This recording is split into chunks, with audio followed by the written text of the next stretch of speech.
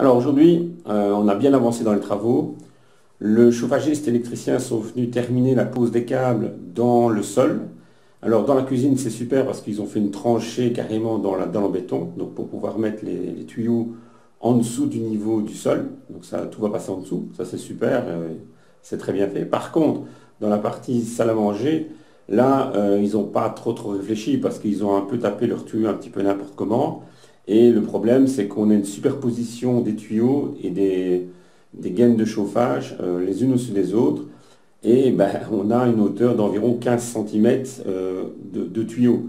Alors quand on sait que la chape, l'isolation et le carrelage doivent faire 15 cm de haut, ben, il y a un gros souci. Donc ça, c'est vraiment quelque chose que vous devez regarder quand les techniques, on appelle ça les techniques spéciales, donc tout ce qui est chauffage, eau chaude sanitaire, électricité, passe dans un mur ou dans un sol. Il faut bien vérifier que l'épaisseur de tous ces tuyaux soit conforme à ce que vous allez faire plus tard, donc par la suite. Évidemment, une hauteur de 15 cm de tuyau ne peut pas rentrer dans 15 cm de sol fini.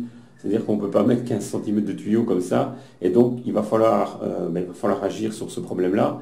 Et donc, qu'est-ce qu'on va faire? Principalement, on va devoir creuser le sol pour enfoncer les tuyaux dans le sol pour que quand on vienne mettre la chape de propreté, eh bien, on puisse avoir quelque chose de plat et qu'on ait encore ces 14-15 cm de finition au niveau de la chape et de l'isolation qui vont terminer le sol. Voilà, ça c'était une première chose super importante à savoir. Et je vous dis à bientôt dans une prochaine vidéo. On va parler d'autres choses. En attendant, abonnez-vous à la chaîne YouTube pour pouvoir recevoir à chaque fois les mises à jour, les nouvelles vidéos. À bientôt.